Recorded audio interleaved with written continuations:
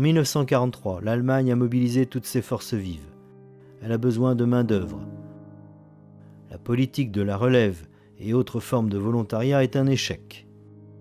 En février, sous la pression allemande, Laval crée le service du travail obligatoire, usuellement dénommé STO. Chaque Français en âge d'être mobilisé doit travailler pour l'occupant.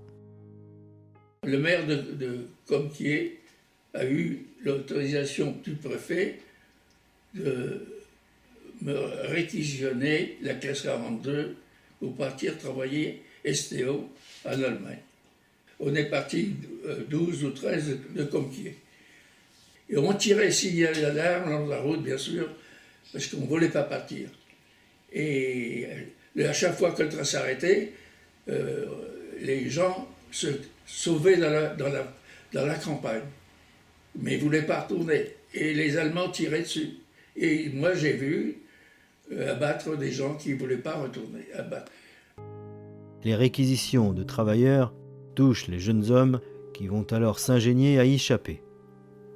En l'absence de maquis organisé avant août 1944 pour la Vendée, les réfractaires au STO trouvent refuge dans les fermes. La vie des requis en Allemagne n'est pas aussi idyllique que la propagande le laisse croire.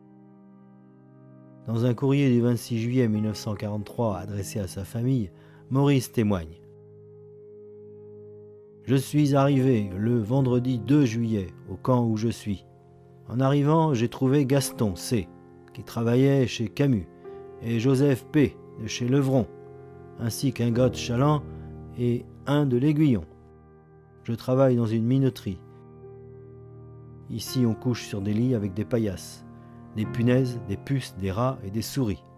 Enfin, j'espère que tout cela finira bien et que je serai à Saint-Gilles au 1er janvier. » Attention, pour moi, obligatoire, c'était les gendarmes français qui s'en occupaient de ça. Hein. Le frère de mon père, eh ben, il devait y aller.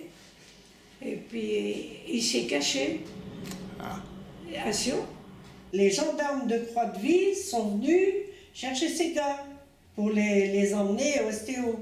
Ils les ont mis dans le train et quand ils ont été rendus à La Roche, les gendarmes de La Roche leur ont dit « Mais qu'est-ce qui vous a mis dans le train ?» Ils ont dit « C'est les gendarmes de Croix-de-Vie. » Eh bien, d'accord, mais nous, on ne vous a pas vu, mais évaporez-vous dans la nature. Ne retournez pas chez vous. Ah oui. Et alors, les gendarmes, après, eh ben, tous les 2 jours, ils venaient à la ferme, et puis ils cherchaient pour savoir où ils étaient, les gars. Et le grand-père disait, ben non, je ne sais pas où ils sont. Ils savaient, parce qu'ils s'étaient réfugiés dans des fermes, dans le bocage. Il y a eu beaucoup de jeunes ici qui ont été, pour ne pas aller en Allemagne, qui se sont réfugiés dans les fermes du bocage. On nous appelait les planqués. Vous mangiez bien dans une ferme, tranquille, pas beaucoup de boulot, alors qu'il y en avait d'autres qui étaient pris. Alors qu'on n'était pas planqués par la force des choses. Et ça, j'aimais pas ce mot-là. Hein. Croyez-moi, hein. Pour moi, pour me mettre caché dans une ferme, c'est grâce à la tante à Michel. Mais je ne sais pas, Michel, s'il avait un faux nom. Hein. Alors vous aviez un faux nom. Je m'appelais Roger Ruchot. Pourquoi vous aviez changé de nom? Dénoncé par jalousie de mon père. Ah bon? Par quelqu'un qui avait la même profession que lui. Il a payé. Il est même décédé en prison.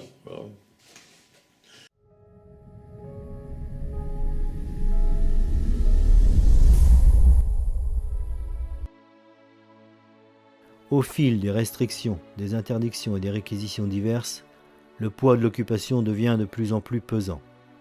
Si la population a su trouver plus ou moins ses marques, certaines attitudes révoltent et un climat de suspicion et de délation tend à s'instaurer progressivement.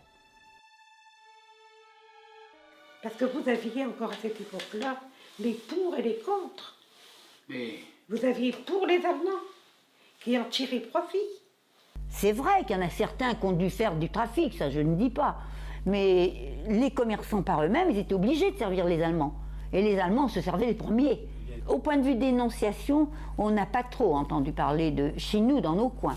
Et un jour, en revenant d'école, 2 gendarmes allemands m'ont empêché de rentrer chez moi. Et alors, ils ont emmené une de mes cousines à la fin de gendarmerie. Alors, ils l'ont interrogée, etc. Et alors, elle a su pourquoi. Elle a fréquenté un des ordonnés. Oui. Puis ça n'a pas marché. Ils se sont séparés. Oui. Lui, il s'est vengé. Il a été déclaré comme quoi elle avait un amant aux FFI. D'ailleurs, c'était grave comme accusation. Oui. Oui, Et- ah oui. Ah oui. Oui. Et elle s'en est tirée quand même. J'en ai tiré, oui. Ouais. On discutait beaucoup les uns les autres, puis il y en a un qui dit à mon beau-père, tais-toi Auguste, je te fais coffrer. Ah oui, ah ben ça oui, hein. Et le gars, je l'ai connu, hein. Avec moi, c'était des copines, avant. Du jour où il y a eu les Allemands, ben, ça a changé. Hein. Il fallait que je fasse très attention à ce que je disais, à tout. Et puis un jour, papa prenait le gourmand, elle avait la porto, puis hop, il portait le mur. Hop. Ça tombait sur les belles bottes des Allemands qui étaient avec elle. Elle a dit attention, monsieur Pénard, je vais vous faire la faire arrêter, quoi.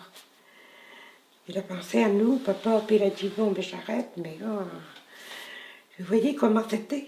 On a su par la suite que s'il portait ou écrire des lettres à la commandanture, eh bien ils avaient oui, alors. des récompenses. Ah oui. Donc d'une manière générale, vous vous méfiez dans tout ce que vous disiez. Ah oui. Ah oui. Il fallait faire très attention. D'accord.